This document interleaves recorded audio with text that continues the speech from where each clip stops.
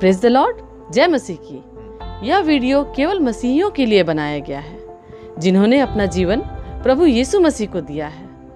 इस वीडियो से हमारा मकसद किसी व्यक्ति, जाति, धर्म अथवा संस्थाओं को ठेस पहुंचाना या उनके अनुयायियों का अपमान करना नहीं, बल्कि बाइबल की शिक्षाओं को आम लोगों तक पहुंचाना है। मुमकिन है कि बाइबल की ये शिक्षाएं कुछ लोगों की विचारधाराओं से मेल नहीं खाती, अतः उनसे अनुरोध है कि वे खुद को इस वीडियो से दूर रखें ताकि उनकी विचारधाराओं को ठेस न पहुंचे। आइए अब हम परमेश्वर का जीवित और सामर्थी वचन सुनते हैं भाई पॉल राजू के द्वारा। Praise the Lord. मैं पिता परमेश्वर का धन्यवाद करता हूँ कि उसने फिर से ये मौका दिया कि मैं आपके सामने उपस्थित हो सका। आशा करता हूँ कि आप सब अच्छे होंगे, प्रभु की उपस्थिति में, प्रभु की संगति में और प्रभु की सेवकाई में भी अपना योगदान दे रहे होंगे। जब आज पूरा विश्व अपने घरों के अंदर बंद पड़ा है और इस कोरोना महामारी के समय बैठे हुए हैं, तब ऐसे वक्त पर परमेश्वर का आत्मा मुझे ये आपसे बात करने का अवसर दिया।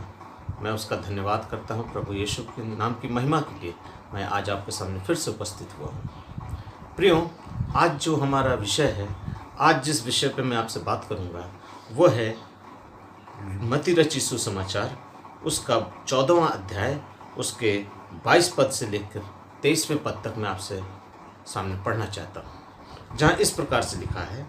तब उसने तुरंत अपने चेलों को नाव पर चढ़ने के लिए विवश किया कि वे उससे पहले वहाँ जाएं, जब तक वो लोगों को विदा करे। वह लोगों को विदा करके प्रार्थना करने के लिए पहाड़ पर चला गया और सांझ को वो वहाँ अकेला था।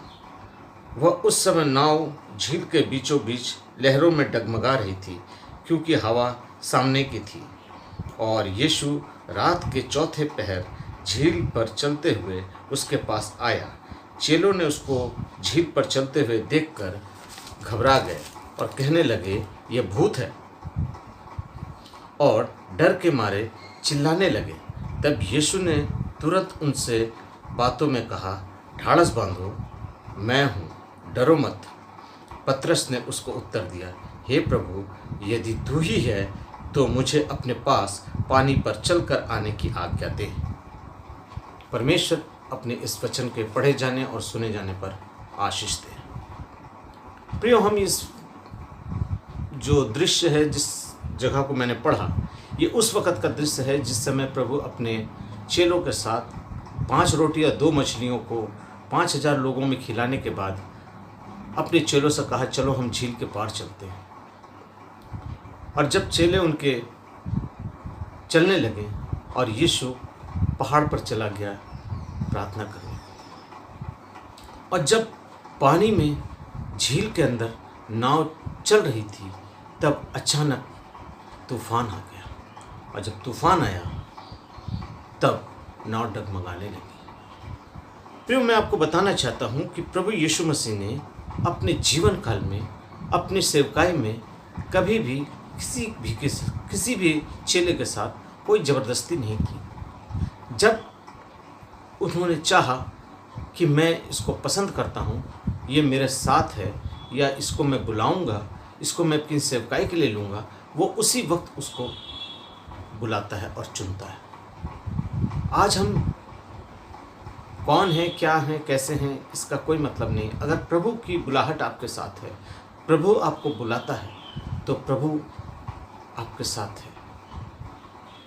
और परमेश्वर का वचन कहता है, अपने चेलों को बुलाने पर उसने किसी को मछली के जाल से निकाला, किसी को चुंगी लेते हुए स्थानों से निकाला, किसी को और किसी अवस्था से निकाला। कहने का मतलब हर जगह में से किसी न किसी को, अपने चेलों को वो बुलाया और कहा कि मेरे पीछे हो। आज प्रभु हमें बुलाता है और अपने पीछे चलने के लिए अग्रसर करता है कि मेरे पीछे आ जाओ। मत्ती 11:18 में कुछ ऐसे ही लिखा हुआ, ऐ सब परिश्रम करने वाले और बोझ से दबे हुए लोगों, मेरे पास आओ, मैं तुम्हें विश्राम दूंगा। हाँ प्रियो, आज हम संसार में रहते हैं, तरह तरह की परिश्रमों से हम उलझे हुए हैं, क्योंकि आज हमें अपने संसार को, अपने परिवार को, अपने जीवन को चलाना पड़ता है। और उसके लिए हमें एक आवश्यकता है, एक ज़रूरत है, जिससे हम अपने परिवार का, अपने बच्चों का अपना लालन पोषण करें। लेकिन प्रभु उन परिस्थितियों से भी हमें बुलाता है और बुलाता है। आज इस बुलाहट को हम देखेंगे। प्रियो, ये बुलाहट उस बुलाहट की तरह नहीं है कि कोई किसी को बुलाता है और वो उसके पीछे चलने लगता है। ये वो आत्मिक बुलाहट है कि प्रभु हमको जब बुलाता है तो अपना आत्मा हमारे अंदर देता है, और जब वो हमारे साथ अपना संबंध बना लेता है तो हम सदा उसके पीछे चलते हैं। हाँ प्रियो, हम सदा उसके पीछे चलते हैं और उसके हुक्म को, उसकी आज्ञाओं को मानते हैं। जब यीशु ने अपने चेलों से कहा कि जाओ, झील के उस पार जाओ, चेले नाव पर चढ़े और चले गए। प्रियो, बाइबल बतलाती है कि जिस समय नाव झील के अंदर चल रहा था उस समय तेज तूफान आया और करीब करीब रात का चौथा पहर ये गुजर रहा था। उस झील की लंबाई या चौड़ाई, या यूं कह लीजिए जिस स्थान तक उन लोगों को जाना था, वो इतना लंबा सफ़र नहीं था कि पूरी रात उस झील में उनको व्यतीत करना पड़ता।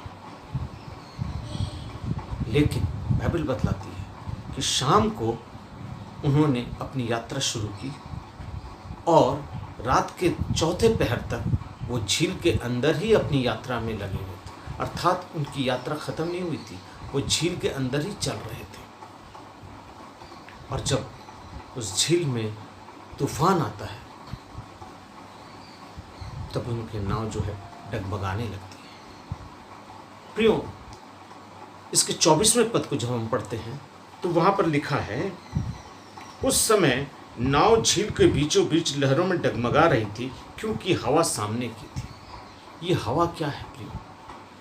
आज हम यदि प्रभु के पीछे चलना चाहते हैं, आज प्रभु हमें बुलाता है, तो ये हवा जो है वो हमें संसार को दृष्टा दिखलाता है। ये संसार की हवा है, संसार का दबाव है, संसार का उत्पीड़न है, जो हमें उस हवा के दबाव में आगे बढ़ने नहीं देता है।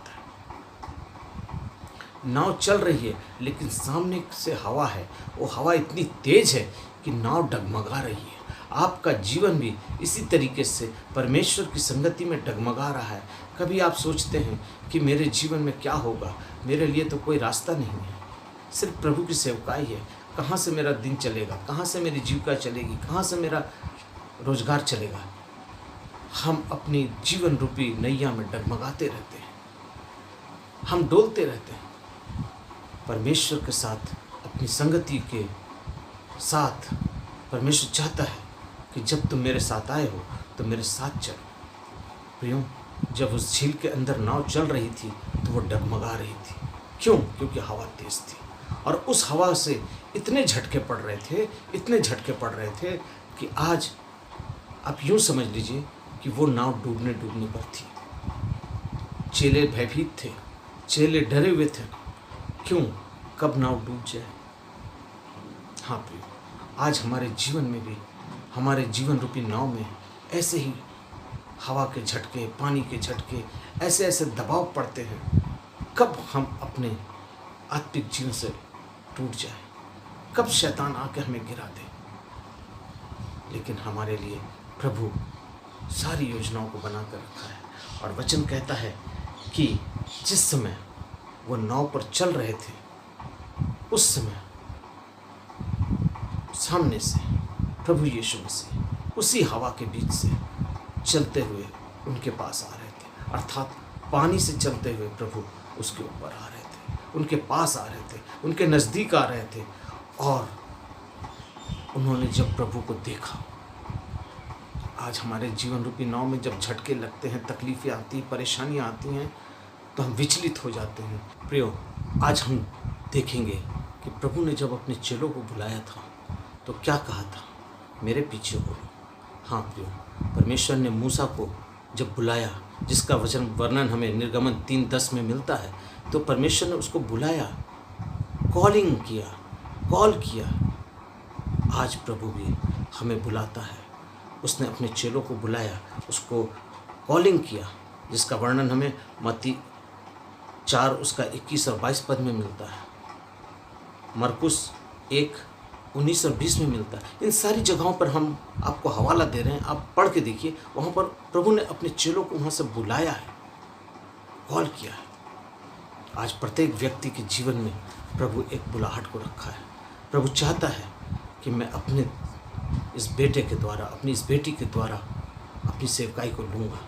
प्रभु आपको बुलाता है। इस बुलाहट के लिए प्रभु को किसी की ऐसे लोग की आवश्यकता होती है जिसे वो पहले से जानता है, जिसको वो चुनता है और चुनकर वो अपनी सेवकाई के लिए उसे बुलाता है। हाँ प्रिय, मैं आपके लिए पढ़ना चाहता हूँ इफिसियों की पुस्तक, उसका 4 अध्याय, उसका 11वें पद को मैं आपके सामने पढ़ रहा हूँ। वहाँ कुछ इस प्रकार से लिखा है, और उसने कुछ को प्रेरित नियुक्त करके, और कुछ को भविष्यवक्ता नियुक्त करके, और कुछ को सुसमाचार सुनाने वाले नियुक्त करके, और कुछ को रखवाले, और कुछ को उपदेशक नियुक्त करके दे दिया, जिससे पवित्र लोग सिद्ध हो जाएं और सेवा का काम किया जाए और मसीह की देह उन्नति पाए। अर्थात आज हमारी बुलाहट जो है प्रभु की तरफ से, वो ये चाहता है कि मसीह की देह अर्थात कलीसिया उन्नति हो। वो अपने लोगों के द्वारा, अपने पासवानों के द्वारा अर्थात पास्टरों के द्वारा, इवेंजलिस्ट के द्वारा, भविष्यवक्ताओं के द्वारा, टीचर्स के द्वारा और बहुत से सेवकाइयों के द्वारा आज वो अपनी सेवा को लेना चाहता है। आज वो हमें बुलाता है, बशर्ते आप अगर अपने आप को तैयार करें। आज अगर आप अपने आप को प्रभु के हाथ में सौंप दें तो वो आपको बुलाना चाहता है। सेवा का काम किया जाए ताकि परमेश्वर की देह जो है उन्नति पाए। ये एक अच्छी सेवा होती है, प्रभु की सेवा। आज शैतान भी अपनी सेवा हमसे लेता है।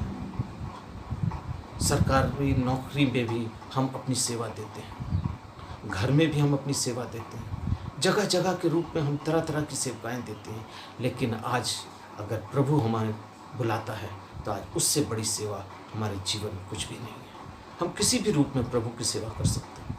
ये नहीं कि हम चर्च में खड़े होकर सिर्फ प्रचार करें, पास्टर बन जाए तभी हम प्रभु की सेवा कर सकते हैं, नहीं। अगर आप प्रभु की सेवकाई में, प्रभु की देह की उन्नति में, कलीसिया की उन्नति में, विश्वासियों की संगति में, अपने आत्मिक जीवन की उन्नति में कुछ भी ऐसा काम करें जिससे प्रभु की देह उन्नति पाए, आप प्रभु की देह उन्नति पाए। और इसके जब हम 28वें पद को देखते हैं तब वहाँ एक चीज़ हमें दिखाई देता है कि वहाँ पर पतरस ने प्रभु से पूछा, जब उसने देखा कि प्रभु नाव की तरफ आ रहे हैं तो उसने देखा कि कोई आदमी, वो समझा भूत है। वचन कहता है उसने सोचा कि भूत है। अब भूत समझकर वो चिल्लाने लगे। प्रभु ने कहा, ढाढ़स बांधो, डरो मत, मैं हूँ। उसने बताया कि मैं हूँ। आज आपके जीवन में भी बहुत से डर के कारण हैं, आप डर सकते हैं। हर इंसान के अंदर डर पड़ा है। ये डर उस अदन की वाटिका से शुरू हुआ था, जिस समय उसने आदम और हवा ने फल खाया और वो पेड़ों के पीछे छिप गए। परमेश्वर ने आकर पूछा, आदम आदम तू कहाँ है? तो आदम कहता है, मैं पेड़ों के पीछे छिप गया क्योंकि मैं तेरे आवाज़ से डर गया। किसने बताया? किसने बताया? परमेश्वर ने पूछा, किसने बताया कि तू नंगा है? उसने कहा कि मैं डर गया कि मैं नंगा हूँ। परमेश्वर कहता है, किसने कहा कि तू नंगा है? हाँ प्रिय, वो डर वहीं से शुरू होता है। लेकिन आज आपको डरने की आवश्यकता नहीं। अगर आपके जीवन में, आपके इस जीवन रूपी जहाज में प्रभु यीशु मसीह है तो आपको डरने की आवश्यकता नहीं है। प्रियो, मैं एक कहानी आपको बताना चाहता हूँ, छोटा सा कहानी है। एक बार की बात है कि एक समुद्र में जहाज जा रहा था और उस जहाज के अंदर बहुत से लोग थे, बहुत से परिवार थे। अचानक वो जहाज बीच समुद्र में डूबने लगा। बहुत तेज आंधी आई और जहाज़ जो था वो डगमगाने लगा, डूबने लगा। उस जहाज़ में एक बच्ची अपनी माँ के साथ सफ़र कर रही थी। उसने पूछा कि माँ, ये कैसी चिल्लाहट है, लोग इतना चिल्ला रहे हैं, क्या बात है? माँ ने कहा, बेटी अब जहाज़ डूबने वाला है, हम सब मर जाएंगे। बेटी ने पूछा, पापा कहाँ हैं? बेटी ने पूछा माँ से कि माँ, पापा कहाँ हैं? उसकी माँ कहती, तुम्हारे पापा जहाज़ के नियंत्रण कक्ष में है, अर्थात कंट्रोल रूम में है, क्योंकि उसका पिता उस जहाज़ का पायलट था। तब बेटी ने कहा, तब हमें डरने की आवश्यकता नहीं। अगर मेरे पिता कंट्रोल रूम में है, नियंत्रण कक्ष में है, तो हमें डरने की आवश्यकता नहीं, और कह के माँ के साथ सो जाती है। हाँ प्रिय, आज यदि मेरा पिता हमारे जीवन रूपी जहाज़ के कंट्रोल रूम में है, वो हमें चलाता है, वो हमें संभालता है, तो हमें डरने की आवश्यकता नहीं। ये डर हमारे अंदर एक ऐसा डर है जो शैतान हमारे जीवन में ला कर रख दिया है। आज वचन इस डर के ऊपर बहुत से आयतों को देता है, लेकिन मैं आपसे कहता हूँ, परमेश्वर का वचन कहता है, मत डर, मत डर, क्योंकि मैं तेरे साथ हूँ। इधर उधर मत ताक, क्योंकि मैं तेरा परमेश्वर हूँ। मैं तुझे दृढ़ करूँगा और अपने धर्म में दाहिने हाथ से तुझे संभालूंगा। हाँ प्रिय, आज हमें डरने की आवश्यकता नहीं, क्योंकि मेरे जीवन रूपी जहाज में मेरा परमेश्वर है। आज इस बंद के समय में, आज पूरे संसार में कोरोना वायरस के चलते आज हम सभी भयभीत हैं। सही बात है, ये डर का समय है, सभी लोग लॉकडाउन में हैं। सही बात है, हर कोई क्वारंटाइन्स हो गया है, अपने घरों के अंदर बंद हो गया है, अपने अपने सोशल डिस्टेंसिंग को बना के चल रहा है। ये सब कुछ ठीक है, लेकिन एक बात इसमें बढ़कर है, वो ये है कि जिसका प्रहरी परमेश्वर है, उसका बैरी कोई नहीं हो सकता। आज वो परमेश्वर मेरे साथ है, आज मेरा प्रभु मेरे साथ है, आज मेरा प्रभु मेरे नाव पर है। हमें डरने की आवश्यकता नहीं। हाँ, एक बात हम आपको बता दें कि जिस दिन आपके नाव पर यीशु नहीं रहेगा, आपको डर लगेगा, लेकिन जिस दिन से आपके नाव में यीशु आ जाएगा, आपको डरने की आवश्यकता नहीं। उस बेटी को मालूम था कि उसके जहाज के कंट्रोल रूम में कोई और नहीं, उसका पिता है, इसलिए उसने कहा, मुझे डरने की आवश्यकता नहीं, क्योंकि इस कंट्रोल रूम में मेरे पिताजी हैं। प्रियो, ठीक ऐसा ही कुछ पतरस के साथ भी हुआ। जिस समय प्रभु यीशु मसीह को उसने पानी पर चलते हुए अपनी ओर आते देखा, वो डर गया, सोचा भूत है, लेकिन प्रभु ने कहा, ढाढ़स बांधो, मत डरो, मैं हूं, अर्थात मैं प्रभु। पतरस कहता है कि प्रभु, अगर तू यीशु है तो हमें भी पानी पर चल के आने की अनुमति दे। हाँ प्रिय, आज पतरस के अंदर ये जिज्ञासा थी, ये लालसा थी कि जैसा मेरा यीशु पानी पर चल रहा है, हम भी वैसा ही चलें। प्रियो, बाइबल बतलाती है कि प्रभु ने उसको बुलाया, बोला आ। ये आ का मतलब होता है, मैं परिपूर्णता के साथ तुमको बुलाता हूँ। कम, इसका मतलब होता है कम, COME, कम, आ, मैं तुझको बुलाता हूँ। और प्रभु ने कहा आ। आइए मैं उस पद को आपके सामने पढ़ना चाहता हूँ। तब पतरस ने उसको उत्तर दिया, हे प्रभु, यदि तू ही है जो मुझे अपने पास पानी पर चलने की आज्ञा दे। उसने उससे कहा आ। तब पतरस नाव पर से उतरकर यीशु के पास जाने को पानी पर चलने लगा।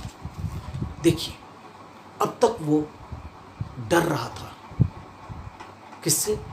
पानी के झोंकों, थपेड़ों से, या हवा के झोंकों से, या नाव के डगमगाने से, या तरह तरह की परेशानियों से जो आज संसार में हमें मिलती है, घर के द्वारा, समाज के द्वारा, परिवार के द्वारा, जो जो उत्पीड़नें हमें मिलती हैं, जो परेशानियां, जो तकलीफ़ें हमें मिलती हैं, उसके बावजूद भी अगर प्रभु हमें बुलाता है और हम प्रभु की तरफ चलने लगते हैं, तो हम एक शांति मिलती है, क्योंकि हमारा विश्वास परिपूर्ण हो जाता है, दृढ़ हो जाता है।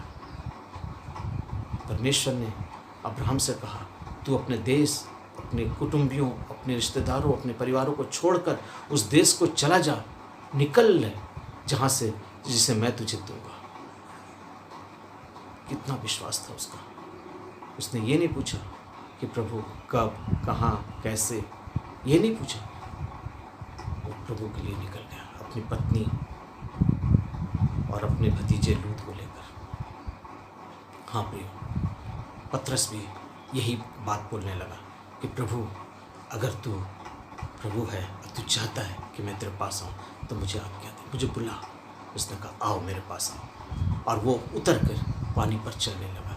जो थोड़ी देर पहले पानी से डर रहा था, जो पानी से घबरा रहा था, डूबने का भय था, जो थोड़ी देर पहले ये सोच रहा था कि अब क्या होगा, अब वो उसी पानी के ऊपर चलने लगता है।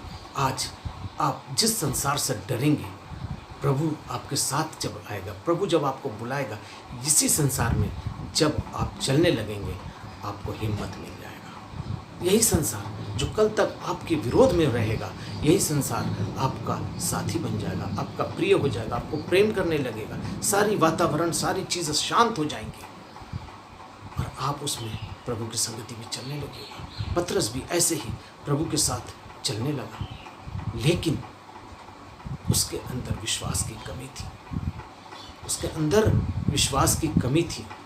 आज भी हम प्रभु के साथ चलते हैं, लेकिन कुछ कुछ जगहों पर हम डगमगा जाते हैं, अपने विश्वास से हट जाते हैं। वचन कहता है कि पतरस जब पानी पर चलने लगा तो हवा को देखकर वो डर गया। इस हवा को देखकर फिर वो डर गया। अभी हिम्मत करके वो पानी में उतरा, चलने लगा, लेकिन हवा को देखा और देखकर उसका विश्वास जो था वो डोल गया। और जब उसका विश्वास डोल गया तब वो घबरा गया, डर गया, फिर डर गया। उसे ये भी विश्वास नहीं था कि प्रभु ने हमको बुलाया है। आज हमारे जीवन में भी कुछ ऐसी परेशानियां आती हैं। संसार में हमारी कुछ ज़रूरतें हैं, कुछ आवश्यकताएं हैं, कुछ ऐसी चीज़ें हैं जो हमें परेशान कर देती हैं। लेकिन आज अगर हम प्रभु की ओर ताकते हुए अपने जीवन के साथ चलें तो हमें डरने की आवश्यकता नहीं। पतरस चलने लगा, लेकिन वो डर गया। फिर क्यों? क्योंकि उसके 30वें पद में लिखा है कि वो डर गया और जब वो डूबने लगा तो चिल्ला कर कहा, हे प्रभु मुझे बचा। क्यों? हवा को देखकर। इस हवा को देखकर वो डर गया और डूबने लगा। प्रियो, जब तक पतरस की नज़र प्रभु के नज़र से मिली हुई थी, जब तक पतरस प्रभु के नज़र के साथ देख रहा था प्रभु को, तब तक तो वो पानी के ऊपर चलने लगा था, चल रहा था। और जहाँ उसने अपनी नज़र फेर कर हवा की तरफ अपना रुख घुमाया, जहाँ उसने नज़र को हवा की तरफ फेरा, तब वो डूबने लगा। आज भी हम अगर अपनी दृष्टि को या अपने लक्ष्य को प्रभु की तरफ से हटाकर संसार की तरफ रख देते हैं, हमारा जीवन इसी तरीके से विचलित हो जाता है। हम डगमगाने लगते हैं, हम गिरने लगते हैं, हम टूट जाते हैं समस्याओं में, परेशानियों में, रोगों में, बीमारियों में, कष्टों में। लेकिन प्रभु को हम उस वक्त पुकारते हैं। पतरस ने भी ऐसा ही किया। जब वो पानी पे चल रहा था, प्रभु की तरफ नज़र थी और वो देखते हुए प्रभु को बढ़ रहा था, लेकिन अचानक से उसकी दृष्टि हवा की तरफ गई, जो हवा तेज थी, और उससे उसको डर लगा। और जब डर लगा तो वो घबरा कर पानी में डूबने लगा। और जब डूबने लगा तो उसने जोर से चिल्लाया, प्रभु मुझे बचा। हालेलुया। आज हमारे जीवन में भी ऐसे ही भय के कुछ ऐसे समय आते हैं जब हम डर जाते हैं, और जब डर जाते हैं तो हम प्रभु को कहते हैं, प्रभु हमारी रक्षा करो। आज इस कोरोना वायरस के समय में लोग अपने अपने घरों में बंद हैं। सारे लोग इस इन्फेक्शन से, इस बीमारी से त्रासदी में है।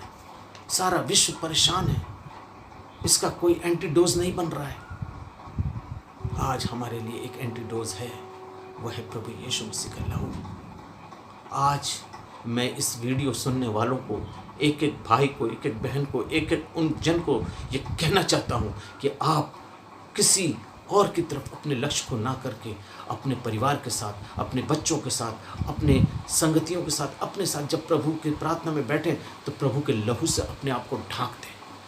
अपना लक्ष्य प्रभु की तरफ रखें, अपना एम, अपनी दृष्टि, अपनी नज़र प्रभु की तरफ रखें।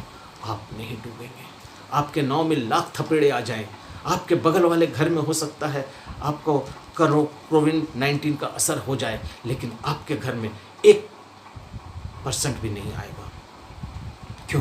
क्योंकि आपने अपना लक्ष्य प्रभु की ओर रखा है, आपकी दृष्टि प्रभु की ओर है। प्रभु अपने लहू से अपने हाथों के नीचे आपको रखता है। जैसे मुर्गी अपने बच्चों को अपने पंखों के नीचे रखती है, वैसे ही ये प्रभु का वचन कहता है वो अपने डरवैयों के ऊपर अपनी छाया करता है, अपने डरवैयों के ऊपर अपना हाथ रखता है। हाँ प्रियो, आज हमारा लक्ष्य, हमारी दृष्टि, हमारा एम कहाँ है? पतरस जब तक नाव पर था, डरा हुआ था, नाव से नीचे उतरा, प्रभु से आंखें मिलाई, प्रभु की आज्ञाओं को माना, उसके पीछे चलने लगा और चलते चलते फिर वो अपना रुख बदलकर हवा की ओर देखने लगा। और जैसे ही उसने हवा की तरफ अपने रुख को किया तो वो डूबने लगा और कहता है प्रभु मुझे बचा। और प्रभु झट से उसके हाथों को पकड़ लेते हैं। हाँ प्रियो, प्रभु उसको पकड़ लेते हैं। और आगे क्या लिखता है देखिए, 31वें वचन को मैं पढ़ता हूँ। वहाँ लिखा है, यीशु ने तुरंत हाथ बढ़ाकर उसको थाम लिया और कहा, हे अल्पविश्वासियों, तू क्यों संदेह किया? कितना सुंदर वचन है। हे अल्पविश्वासी, तूने क्यों शक किया, क्यों संदेह किया? तू तो पानी पे ठीक ही चल रहा था, तो इस पानी पे चलते चलते तूने क्यों संदेह किया कि मैं डूबूंगा? तूने हवा की तरफ अपना रुख बना लिया, उस हवा की तरफ जिससे तुझको डर लग रहा था। हाँ प्रियो, आज हम भी जब अपने विश्वास से डगमगा जाते हैं, जब अपने विश्वास से डोल जाते हैं, आज प्रभु को हम पुकारते हैं, प्रभु हमें छोड़ेगा नहीं। हाँ प्रियो, प्रभु हमें नहीं छोड़ेगा, क्योंकि यशायाह 49 उसके 15-16 पद में लिखा है, माँ अपने दूध पीते हुए बच्चे को भूल सकती है, अपने जन्माए हुए पे दया नहीं कर सकती है, लेकिन मैं न कभी तुझे छोड़ूंगा, न कभी तुझे त्यागूंगा, क्योंकि मैंने तेरे चित्र को अपनी हथेली पे खोद रखा है। Praise the Lord. उसने अपनी हथेली पे अपना चित्र, मेरा चित्र खोद रखा है। कोरोना वायरस तो क्या, दुनिया की कोई सी बड़ी से बड़ी महामारी आ जाए, अगर प्रभु की करुणा और दया हम पर है तो हमारा कोई कुछ नहीं बिगाड़ सकता। हमारा लक्ष्य कहाँ है? आज प्रभु हमें बुलाया है। अगर आज हम प्रभु की संगति में हैं, आज प्रभु के साथ हम चल रहे हैं, तो एक बात को मैं आपको बताना चाहता हूँ, आपको भयभीत और घबराने की ज़रूरत नहीं, क्योंकि मेरा परमेश्वर इससे पहले कि कोई दुष्ट या किसी प्रकार की शैतान की क्रिया या कोई बीमारी, कोई रोग आपके जीवन में आए, वो अपने लहू के द्वारा आपको पूरी सुरक्षा देगा। हाँ, आज पूरी सुरक्षा में आप रहेंगे, बशर्त ये है कि अपना लक्ष्य, अपनी नज़र प्रभु पर रखिए। प्रभु ने पतरस से कहा, हे अल्प विश्वासी। यस, आज हमारा विश्वास इतना थोड़ा है, आज इतना थोड़ा विश्वास है कि आज हम अपने विश्वास से डोल जाते हैं। आज मैंने वीडियो में देखा, बहुत से ऐसे मसीह परिवारों को देखा, दुख लगता है, बोलते हुए भी शर्म आती है। हमारे प्रधानमंत्री ने कहा था कि थाल बजाओ, मोमबत्ती जलाओ, घंटा बजाओ। हमारे ईसाई भाइयों ने सड़क पर आके ढोल, ताशे और थाली और प्लेट और वगैरह वगैरह बजाना शुरू कर दिया। कहाँ है आपका विश्वास? कहाँ है आपका विश्वास? क्या आपको ये भी नहीं पता कि जिस परमेश्वर ने अपना पुत्र दे दिया, इकलौता पुत्र दे दिया, उसके लहू से हम सुरक्षा पाए हैं, उस लहू पे भी आपको भरोसा नहीं है? कहाँ है आपका विश्वास? आज अपने विश्वास के चलते आप अपने गले में ताबीज पहन रहे हैं, गंडा माला, पैर में काला सूता, जाने क्या क्या अपने जीवन में करके रहेंगे, अंगूठी पहने हुए हैं, कान में छेद किए हुए हैं। क्या मैं बोलूं, मेरे पास शब्द नहीं है। शब्द तो पवित्र आत्मा मुझको बहुत दे रहा है, बात तो बहुत करना चाह रहा है, लेकिन मैं क्या बोलूं आपसे। प्रियो, अपने विश्वास को बिल्डअप कीजिए, अपने विश्वास को बढ़ाइए। आज वो समय है कि आज आप प्रभु की संगति में हो जाइए, अपना लक्ष्य प्रभु की तरफ रखिए। प्रभु आपको डूबने नहीं देगा। हाँ, शैतान भी हमें छोड़ेगा नहीं। अगर आपका विश्वास डगमगाया तो वह तुरंत आपके ऊपर अटैक करेगा, आपको डुबोने की कोशिश करेगा। और उस वक्त भी अगर आप पुकारेंगे प्रभु को, तो मैं विश्वास करता हूँ उस पतरस की तरह प्रभु आपको अपने दाहिने हाथ से संभाल लेगा। उसने डूबने नहीं दिया पतरस को, उसने झट पकड़ लिया और कहा, हे अल्प विश्वासी, तेरा विश्वास कहाँ? प्रियो, आज हमारा विश्वास कहाँ है कि हम पतरस के समान यीशु की तरह, पतरस जो चाहता था पानी पर चलते चलते, आज हम उस प्रभु के नज़दीक पहुँचते पहुँचते हम अपने लक्ष्य से मुड़ जाते हैं, अपनी दृष्टि से हट जाते हैं, अपनी आंखों को हटा लेते हैं और पानी में डूबने लगते हैं। ये पानी संसार का दृष्टांत है प्रियो। आज इस संसार में हमें शैतान बहुत सी कोशिशों के द्वारा डुबाने की कोशिश करेगा, प्रभु से हटाने की कोशिश करेगा। लेकिन मैं आपसे विनती, प्रार्थना और निवेदन के साथ आग्रह करता हूँ, अपने विश्वास को कमज़ोर होने मत दीजिए। किसी पेड़ के ऊपर, किसी पत्थर के ऊपर, किसी बाबा के ऊपर, किसी लोगों के कहने के अनुसार अपने विश्वास को मत बर्बाद कीजिए, मत तोड़िए। मेरा यीशु दुखित हो जाएगा, वो दुखित हो जाएगा, क्योंकि उसने इसीलिए हमारे लिए अपने प्राणों को दिया कि तेरे विश्वास के कारण, तेरे विश्वास के कारण पूरा होगा, तेरे विश्वास के कारण। हाँ प्रियो, मुझको बाइबल से एक दृष्टांत याद आ रहा है कि जब यीशु चल रहा था तो एक 12 वर्ष का लहू बहती हुई स्त्री को ये पता चल गया कि वहाँ से यीशु जा रहा है। उसने जाकर यीशु से ये प्रार्थना नहीं किया कि प्रभु तू मुझको चंगा कर दे। वो इस भीड़ के कारण दब रही थी, यीशु तक पहुँच नहीं पा रही थी, लेकिन उसकी इच्छा थी कि मैं प्रभु तक पहुँच जाऊँ ताकि मैं इस रोग से बच जाऊँ, मैं चंगी हो जाऊँ। हाँ प्रियो, वचन कहता है कि उसने जाकर यीशु के सिर्फ वस्त्र को छुआ। हाँ प्रियो, सिर्फ वस्त्र को छुआ और वो चंगी हो गई। यीशु ने पलट कर कहा कि किसने मुझको छुआ, क्योंकि मेरे अंदर से सामर्थ्य निकली है। प्रियो, आज प्रभु की सामर्थ्य आपके जीवन में आएगी, प्रभु का चमत्कार आपके जीवन में आएगा, प्रभु का अभिषेक वरदान आपके जीवन में आएगा, प्रभु का अनुग्रह आपके जीवन में आएगा। सारी चीज़ें आपके पास आएंगी, लेकिन आपको अपने विश्वास में अडिग रहना है। ढोल, ताशा, थाली, मोमबत्ती, दिया जलाकर उसके विश्वास को मत तोड़िए। उस स्त्री ने अपने जीवन के बहुत से समय, धन, अपना समय, अपनी शरीर की सारी आवश्यकताओं को, सारी बीमारियों को जो उस पर 12 वर्ष तक थी, ये देखकर कि अब मेरा क्या होगा, उसने एक बार चाहा कि मैं प्रभु के पास जाऊं, लेकिन संसार की भीड़ के कारण वो जा नहीं पाई। और जब जा नहीं पाई तो उसने कहा अब तो कुछ नहीं हो सकता, अब सिर्फ उसका वस्त्र ही अगर मेरे हाथ लग जाए यही बहुत होगा मेरे लिए। उसने अपने विश्वास के द्वारा उसके वस्त्र को छुआ और उसके वस्त्र को छूते ही वो चंगी हो गई। हाँ मेरे प्रियो, आज आप किस विश्वास में मुझको नहीं मालूम, लेकिन इतना मैं बता दूँ, अगर आपकी नज़र यीशु की तरफ है, आपका लक्ष्य यीशु की तरफ है, आप प्रभु को देखते हुए पानी पर चल रहे हैं, तो याद रखिए आप नहीं गिरेंगे। लेकिन जिस दिन आप अपने लक्ष्य को, अपनी नज़र को प्रभु की तरफ से हटा देंगे, पानी में आप गिरने लगेंगे, इस संसार में आप डूबने लगेंगे। और प्रियो, जिस समय उसने पतरस के हाथ को पकड़ा और उसे संभाला, और उसके बाद जब वो नाव पर आया तो आने के बाद उसने पानी को डांटा, शांत हो जा।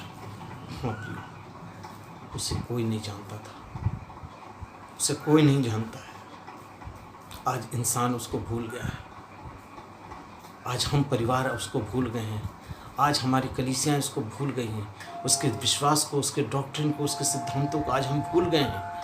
हाँ, ये एक अचंभा की बात है कि मनुष्य उसकी सारी उपलब्धियों को भूल बैठा है, लेकिन आज उसको वो आंधी और पानी भी जानता है कि वो परमेश्वर का पुत्र है। कि जब उसने कहा आंधी और पानी को कि थम जा, तो आंधी और पानी शांत हो गया। चेलों ने कहा ये कौन है जो आंधी और पानी को भी डांट देता है? हाँ प्रियो, आज आपके जीवन में भी प्रभु काम करना चाहता है, बशर्ते आप भी अपने जीवन को प्रभु के साथ इम्प्लीमेंट कीजिए, प्रभु के साथ सब प्रभु की संगति में गुजारिए, ताकि परमेश्वर का अनुग्रह आपके साथ हो। वो जब आपको बुलाया है, वो आपको जब चुना है, वो आपको जब दर्शन दिया है, वो आपको जब स्वप्न दिया है, तो आज वो आपसे बात भी करेगा। पवित्र आत्मा के द्वारा वो आपसे बात भी करेगा और कहेगा बेटा तुम ऐसा करो, बेटी तुम ऐसा करो। आज जो उसकी आज्ञाओं को नहीं मानते, उसकी आज्ञा को अवहेलना करते हैं, परमेश्वर उससे दुखित हो जाता है। वचन जैसा कहता है उसको वैसे ही वैसे अपने जीवन में इम्प्लीमेंट करने की कोशिश कीजिए, बिना उसको तोड़े मरोड़े, बिना उसके आगे कुछ छंद विराम मात्रा वाक्य जोड़े, उसको पूरा का पूरा वैसे ही अपने जीवन में इम्प्लीमेंट कर लीजिए। हाँ प्रियो, अगर एक पिता अपने बेटे से कहे कि बेटा एक गिलास पानी दो, वो बेटा बोलता है रुक जाइए, थोड़ी देर के बाद देते हैं। और एक बेटा अगर उसका पिता मांगता है पानी और तुरंत ला के देता है, तो पिता की नज़रों में वो दूसरा बेटा जो है वो आज्ञाकारी बन जाता है। लेकिन बड़ा बेटा भी अंगीकार किया कि रुकिए थोड़ी देर में देता हूँ पर थोड़ी देर में देता हूँ। लेकिन छोटा बेटा तुरंत का तुरंत गया लाकर दिया। अर्थात हम भी प्रभु की आज्ञाओं को मानते हैं, लेकिन कब? जब हमारे जीवन में दुख तकलीफ मुसीबत परेशानी आती है, जब हम प्रभु को पुकारते हैं, तब हम बोलते हैं प्रभु मैं अपना जीवन तुझको देता हूँ, मैं तेरे संग संग चलूँगा प्रभु, मेरे गुनाहों को माफ़ कर दीजिए प्रभु, प्रभु अब मेरे जीवन में ऐसी कोई गलती हो तो मुझे क्षमा कर दीजिए। लेकिन उस व्यक्ति से पूछिए जिसने अपना जीवन वचन पढ़ते ही प्रभु के साथ अपना जीवन व्यतीत करने लगा, संग संग चलने लगा, बातें करने लगा, प्रभु की आज्ञाओं का आज्ञाकारी बनकर चलने लगा, वो उसके जीवन में प्रभु का प्रेम कितनी प्रबलता के साथ उतरता है। हाँ प्रिय, मैं आपके लिए एक पद पढ़ना चाहता हूँ। शुभोपदेशक उसका 12वां अध्याय उसके 13 पद से मैं पढ़ रहा हूँ। वहाँ कुछ इस प्रकार से लिखा है, सब कुछ सुना गया, अंत की बात यह है कि परमेश्वर का भय मान और उसकी आज्ञाओं का पालन कर, क्योंकि मनुष्य का संपूर्ण कर्तव्य यही है। हाँ प्रिय, क्योंकि मनुष्य का संपूर्ण कर्तव्य यही है, परमेश्वर की आज्ञाओं का पालन कर। हाँ प्रिय, इससे पहले कि आपके जीवन में उन तूफानों का असर हो जाए, उन पानी का असर हो जाए, आपका जीवन रूपी जहाज डूबने लगे, आप प्रभु के साथ चलिए, अपने विश्वास को बढ़ाइए और अपने लक्ष्य को प्रभु की तरफ रखिए। आपके जीवन में कोई परेशानी, कोई तकलीफ, कोई मुसीबत, कोई हानि नहीं होगी। अगर आपका लक्ष्य प्रभु के पास से हट जाएगा, आपके जीवन में परेशानी आएगी। लेकिन घबराइए मत, मेरा प्रभु दयालु, कृपालु और दया करने वाला परमेश्वर है। उसने कहा मैं न तुझे कभी छोड़ूंगा न कभी त्यागूंगा, वो आपको संभालेगा। और अब समय ये आ गया है कि मेरा प्रभु आने वाला है, और अपने जीवन में प्रभु को अपने नाव में आने की अनुमति दीजिए, ताकि उस नाव पर आकर वो उस आंधी और पानी को भी डांट दे और वो तूफान को भी शांत कर दे जो आज इस संसार में चल रहा है, जिसके कारण आप भयभीत हैं। वो आंधी और तूफान को भी डांटता है, उसकी बातें आंधी और तूफान भी सुनते हैं। जब वो कहता है तो पहाड़ हिल जाता है, पर्वत डोल जाते हैं। हाँ मेरे प्रिय, वो परमेश्वर जब आपके जीवन में, आपके नाव रूपी जीवन में आ जाएगा, आपका जीवन पवित्र और सफल हो जाएगा और आपके जीवन में किसी भी प्रकार की कोई भी परेशानी को आने नहीं देगा। प्रभु आपको आशीष दे। आइए हम सब प्रार्थना